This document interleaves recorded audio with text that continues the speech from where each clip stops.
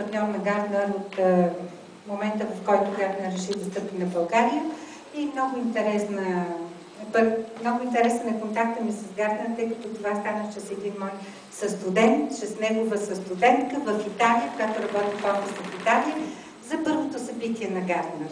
И така вече няколко години ние сме маркетинг партньор на Гартнер за България. Гартнер има вече 7 клиента в България, между които един телеком, една компания българска, която разработва софтуер за застрахователния бизнес, който е със световен маркетчер, и 4 банки. Надявам се и другите да последват примера на водещите банки в България. Много накратко за Гартнер. Това е световната компания, която е консултант в областта лидера, в областта на консултирането и проучването в областта на информационните технологии. Гартнер притежава 650 топ най-добрите консултанти в света, които са специализирани във всяка една от областите на информационните технологии. Обработват 260 000 обаждания годишно от клиенти. Консултира ежедневно 1000 клиенти в 75 страни. Абсолютно внушителни цифри, като добавим към тях и 1 200 милиона оборот за миналата година. Можем да си представим какво ниво на развитие на бизнеса и на познанието и знанието има в базата данни на Гартнер. 60 000 бизнес менеджери и информационни директори, менеджери в областта на информационните технологии от 11 000 организации се ползват от услугите на Гартнер. Те споделят с Гартнер какви са проблемите, какви са при тях основните въпроси, за които имат помощ. Цялата тази информация влиза в базата данни на Гартнер, която всъщност увеличава знанието, което е вътре в самата система. След мъничко ще ви покажа и резултатите от XP проучването. Всяка година Гартнер провежда проучване след 1200 топ IT директори в света за тенденциите и за техните ключови и стратегически решения по отношение на внедряването на технологиите.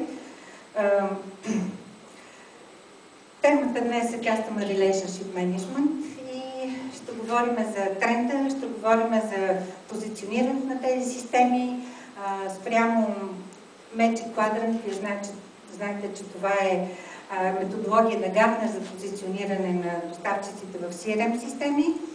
И разбира се, тенденциите в света с навлизането на изключително важни фактори, като social networking, mobile computing и така нататък. Тенденциите какви са? Увеличаване на ръста в 3 категории на CRM приложенията, в 3-те категории, което се дължи главно на ръста в social networking, на използването. Преоценката от страна на IT директорите по отношение на използването на смартфони и мобилни технологии, мобилни устройства. Гартнер ще има още едно събитие до края на тази година, което ще бъде посветено точно на мобилните технологии и таблетите.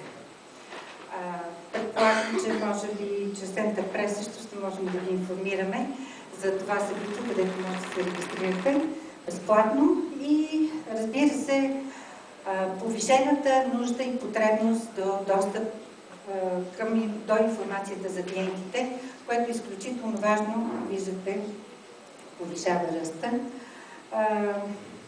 Да продължим с тенденциите. Какво показват анализите на Гартнер? Че все още голяма част от инвестициите основно са концентрирани в традиционните Salesforce Automation решения.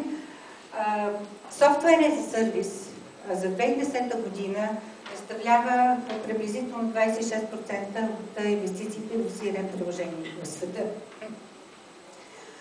По отношение на Sales приложенията, както и Ева каза за България, Salesforce Automation е едно от първите и фокус е върху това първо да продаваме, после да видим какво знаем за клиентите. Обикновено така.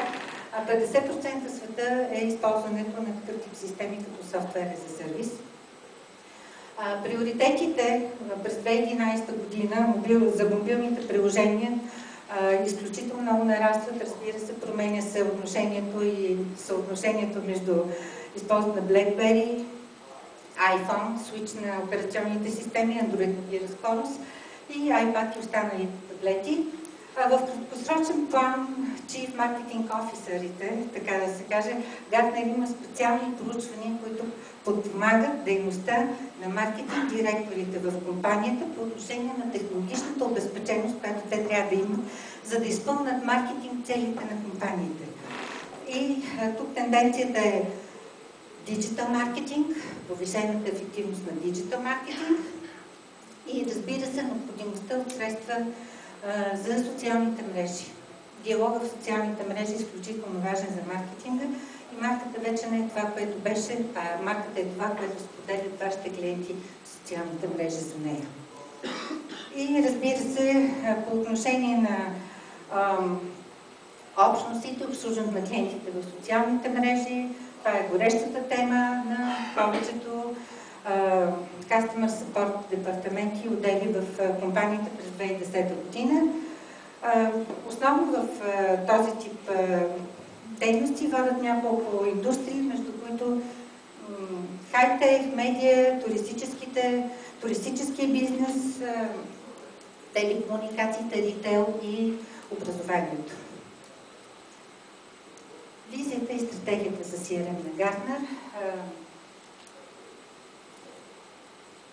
Много сложна картинка, но това, което трябва да знаем от тази картинка по отношение на това, че света става все по-малък с мобилните технологии, мобилните приложения, мобилните устройства и това всъщност предоставя възможността компаниите да поставят в фокуса клиента.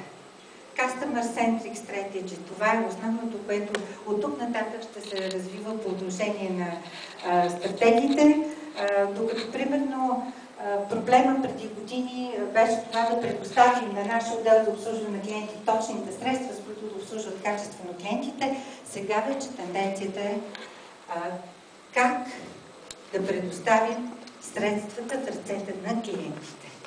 Те сами да могат да боравят с тях.